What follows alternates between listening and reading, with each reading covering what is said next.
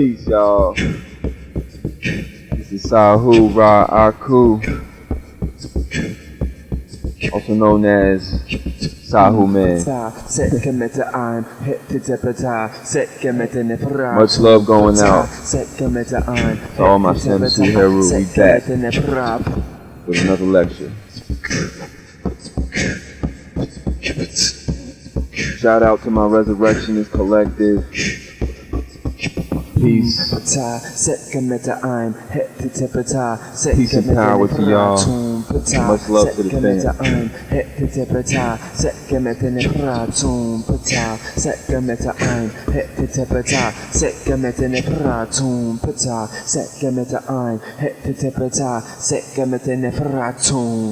This is the Shemsu Heru Magi, Spiritual Warrior Training, Shadow Work 103, by yours truly, Sahu Akhu. Alright y'all, let's get into it. Now, we've covered the essentials of shadow work and gotten familiar with breaking down the complex concepts known as the nature. What we're doing here is building a personal relationship with the divine, without limiting our understanding by religiously mythologizing these concepts into a certain specific belief system. What we're truly doing is seeing the underlying truths within all mythologies and within all systems of belief. Through this process of demystifying the unknown, we build up the confidence to conquer our fears. You see, every individual is most likely to resonate with different aspects of the divine nature of creation. That's why having a vast compendium of all the forces of the universe, understanding as many of these different complex concepts as we can, is important in our process of becoming the strongest spiritual warriors we can be.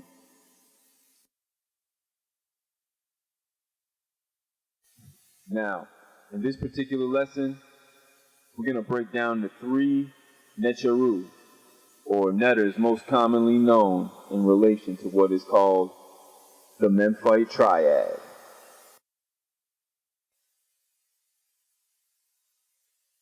Now that little melody that I was breaking down before the lecture began is what's known as an ancient Kemetic Hesi. It's a kind of spiritual song, and that's one that I happen to learn from one of my elders, one of my great elders, one of my Shemsu Heru master teachers. And I want to say it was Baba Heru, to be specific, but don't quote me on that and forgive me if I'm wrong.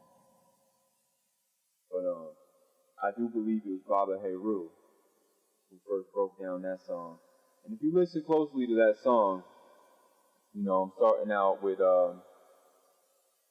Pata Seka Meta Ein Het Pata.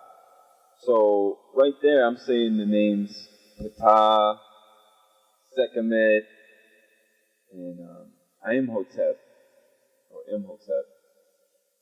And then bringing it back to Pata. And then the next part goes Sekamet Netoratum Pata. So really the whole song is made up of different names of the nature. At the end there you got Neferatum and just Atum leading back into Ptah. So that's a powerful Hesi right there. And I love it so much because it kind of sounds like somebody beatboxing. That's why I was mixing it up, switching back and forth between the beat version and the song. But you'll find a lot of things like that in our ancient language known as the Medu Netter. These are the words of the divine, so it's really powerful like that, So anyway, back to the Memphite Triad.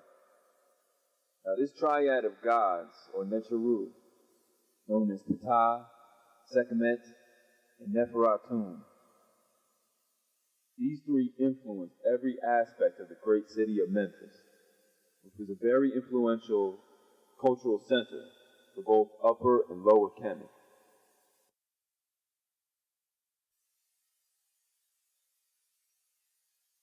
Upper Kemet being in the south and Lower Kemet being up north. Because the Nile River flows conversely to how we're used to rivers flowing. It actually flows from, it flows the opposite way of how we would imagine. So it flows up from the south. Now,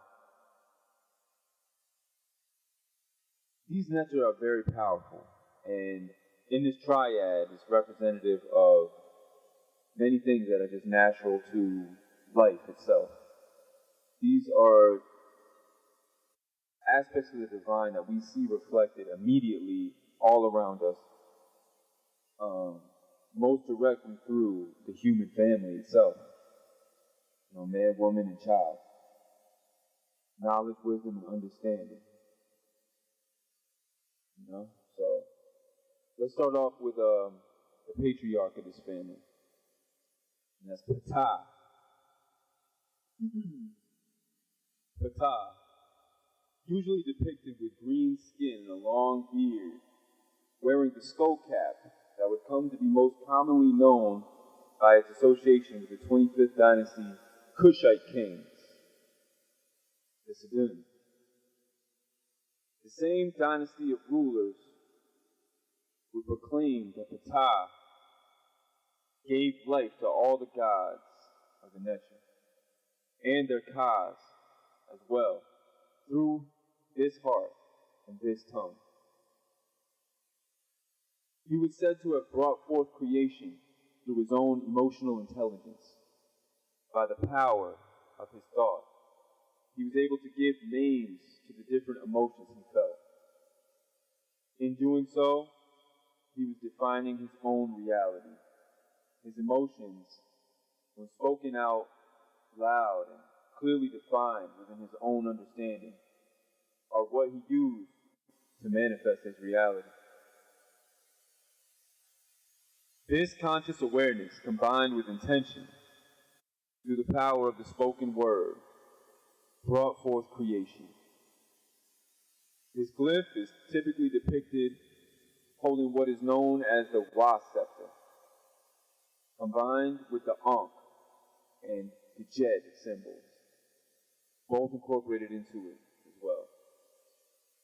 Now, the Wa scepter was representative of power. To me, the Wa scepter always resembled that of a microphone stand, since Ptah is one of the original gods to speak life into existence, a true MC. With his mastery of language, Ptah represents the inherent power of all true MCs. Being a true master manifester, his ceremonial power lies in speaking his truth. That truth which, in turn, becomes reality itself. The world becomes the word made manifest. Ptah was the original master builder, a patron of craftsmen, metalworkers, carpenters, shipbuilders, and architects. Ptah was representative of the mountain, the great mound that arose from the primordial waters of Nun, or the physical earth itself, emerging from the void of the cosmos. According to inscriptions carved into the Shabaka stone, which dates all the way back to the Old Kingdom, the first Golden Age, the age of the pyramid builders, which was, according to historians today, lasting approximately from 2700 to 2200 BC. It was said that Ptah, before all other things and by his will, thought the world into existence. It was first conceived by thought and realized by the word. This includes, but is not limited to, the flora and the fauna of the earth, as well as the plant and mineral kingdoms. He held two other symbols combined and incorporated into the design of his scepter: the Ankh, meaning life, and the Djed, meaning stability, endurance, and rejuvenation.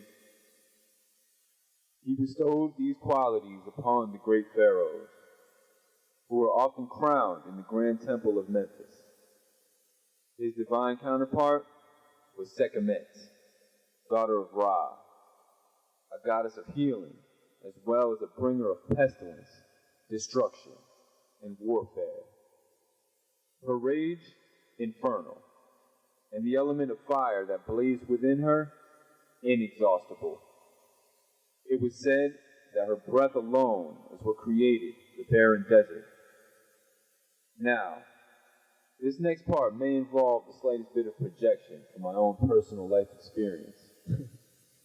But based on the story known as the destruction of mankind, which we had previously discussed in Shadow Work 101, I'm willing to bet that Sekhmet was not the type of lioness that was easy to tame. She was absolutely not the type of goddess that had a very docile, demure, diminutive nature. I'm certain that Ptah had to be a very powerful force of nature himself to even be able to stand next to her, let alone call her his divine counterpart. You see, that alone speaks volumes on the grounding earth elemental nature known as Ptah. An excerpt from the hymn to Ptah goes as follows. When thou art a dweller in the infernal world, thy knees are above the earth, and thine head is in the upper sky. Now in this passage, Ptah is quite literally existing in three separate worlds simultaneously, as one whole being.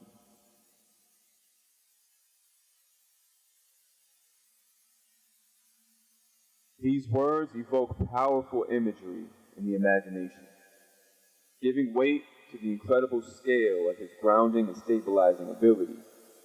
This incredible nature is wielding enough power to keep entirely separate worlds, whole realms in balance. Now, let us take another, closer look at the nature known as Sekhmet. To begin, let's consider the fact that her name, deriving from the Medu Neter word Sekhem, meaning power or to be mighty. Translated from the Medu Neter means the powerful one. Among her royal titles were Lady of Terror, Lady of Dread, and Lady of War. This time, we'll discuss her title as the Eye of Ra. You see, as the daughter of the great sun god, or the nature known as Ra, who sits atop the hierarchy of the Necharu, Sekhmet was said to have been created from the fire of his eye when he looked upon the earth. It is said that Ra created Sekhmet as a weapon to punish humanity for their disobedience.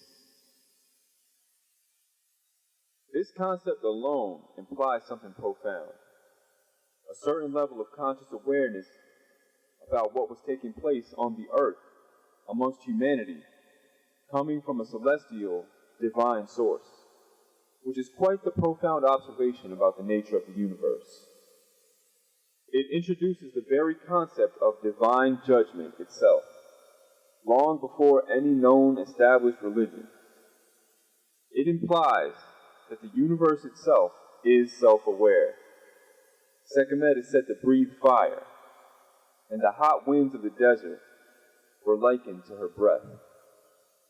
She is also believed to cause plagues, yet at the same time it is she who is called upon to heal the sick and to ward off disease. Now, knowing what I know about human anatomy, one will surely die of dehydration and exhaustion if they decide to breathe through their mouth while traveling through the desert, for instance. For this reason, I see the breath of Sekhmet as a kind of double-sided metaphor, similar to her dual-sided ability to plague and to heal. Therefore, she was a highly revered and likely feared force of nature for any individual to reckon with. If one were to, say, attempt to breathe with their mouth wide open like a lion, that could very well mean their sudden death. Their internal organs would simply dry out long before they could see their destination on the horizon. The element of Sekhmet is fire, and not just any kind of fire. Celestial fire, solar fire. Considering the speed of light, the following visual metaphor becomes self-explanatory. She is able to strike down on her prey swiftly, with blinding speed, from any and all angles. As the female lion, or lioness, in her natural state, is known to be the ultimate huntress. The visual metaphor itself is simple, yet complex. Much like a falcon makes the sound of Heru, or a lion's roar is the same sound as the name of the Necher, known as the sun god himself, Ra.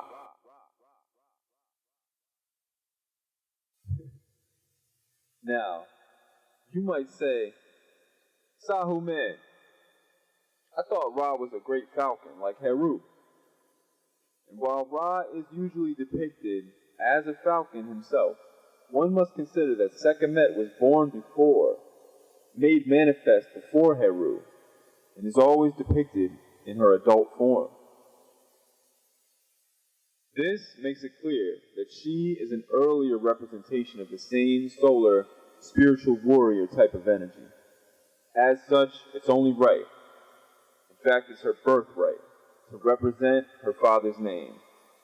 Therefore, with all that's been discussed, it is clear that Sekhmet is about her father's business. She is about as loyal and faithful as a daughter could possibly be. She is also an incredibly loyal and faithful wife and mother, an exemplary divine feminine figure. Powerful. Now,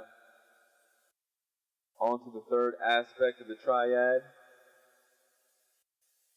Neferatum, or Nefertum, was the god of the lotus blossom that bloomed from the primordial waters at the beginning of time.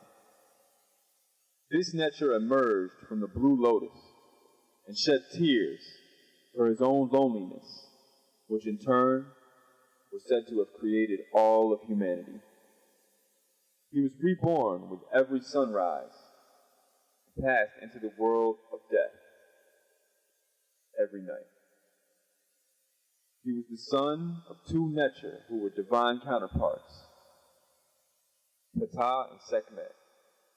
He is seen as both an aspect of the sun god, Atum Ra, and also as his grandson and heir. He was linked to the aesthetic appeal of the pleasant-scented blue lotus flower, as well as its medicinal properties.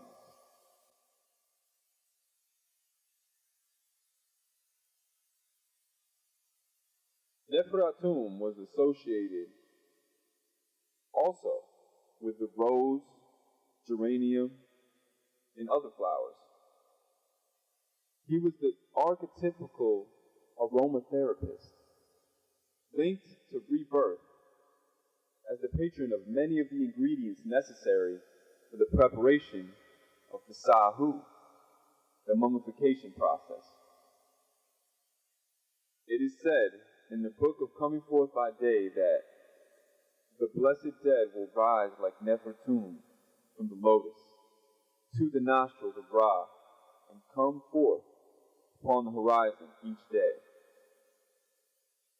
Usually depicted as a young man wearing the lotus headdress and sometimes standing on the back of a lion with the two menat around his neck.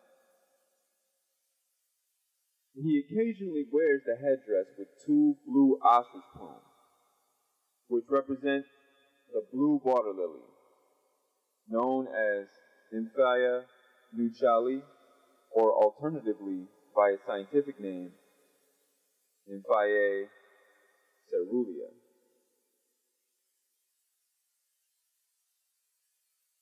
And much like the water lily itself in the way that it unfolds, with two large petals standing up straight at first and then unfolding down at the sides.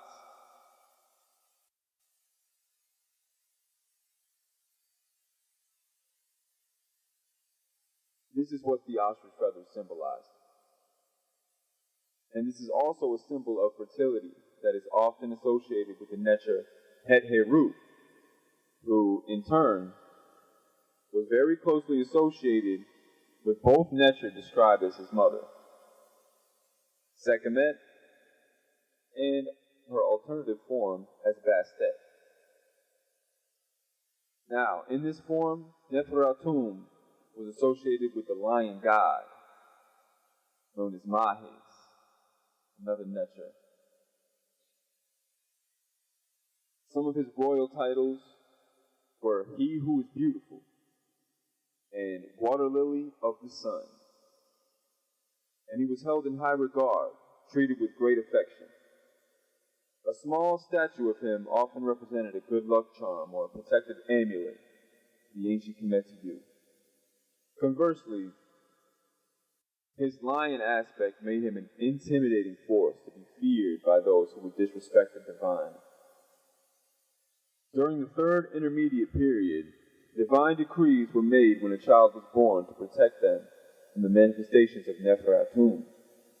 Then again, in my opinion, and based solely on my own independent study, the third intermediate period often seems to be full of superstitious protective practices to ward off the negative aspects of divinity, perhaps representing a lack of resources, a lack of faith in the old traditions, or just an overall mentality of lack that was not as common during, say, the Old Kingdom, the first golden era.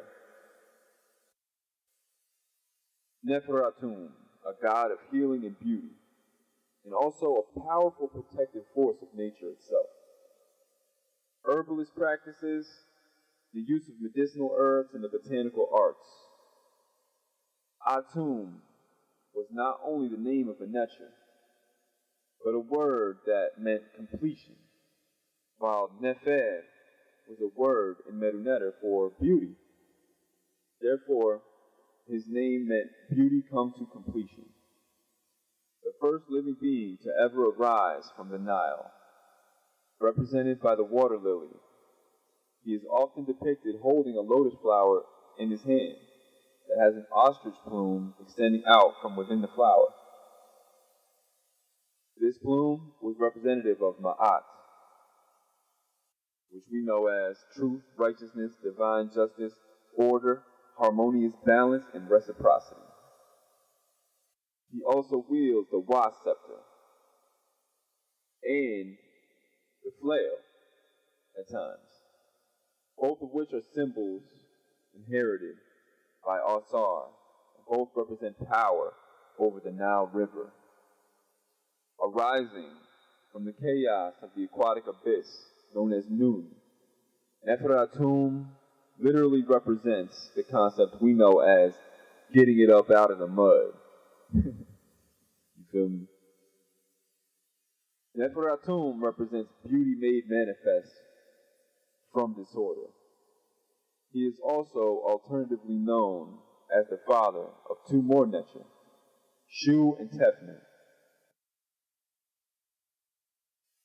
I would even go as far as to say that Neferatum represents the blooming of fresh, creative ideas in one's mind when they are truly living by Ma'at and entrusted by the divine to bring forth a brand new manifestation to the light of day. As a young elder, I can only hope to embody the strength of resolve and authority seen in Ptah, the all-consuming fiery passion of Sekhmet, and the natural grace of Neferatum.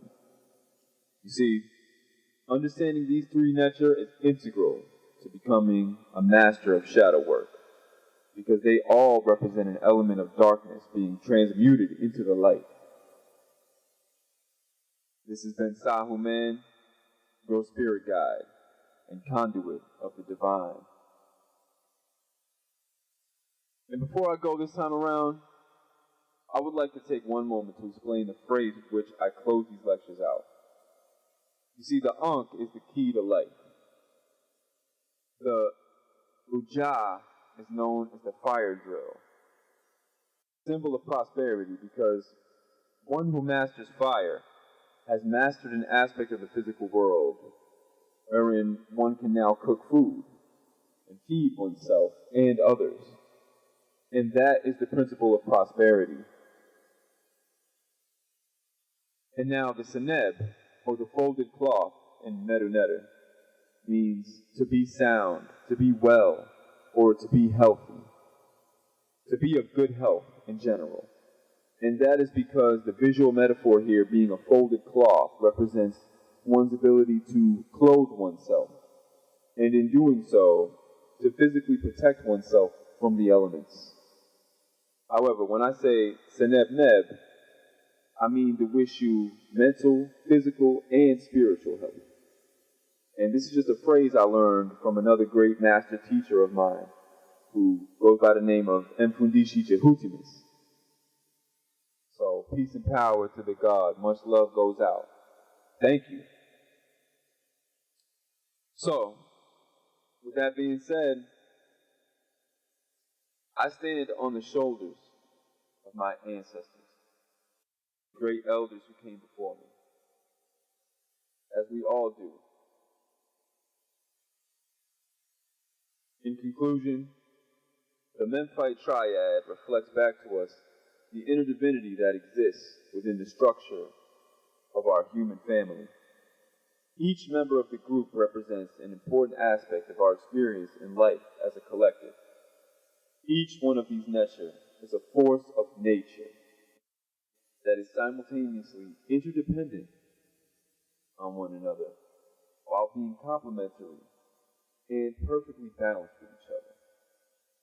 By living in accordance with the universal principle of Ma'at, we find this balance within ourselves, much like how we see the manifestation of these concepts outside of ourselves in the world around us.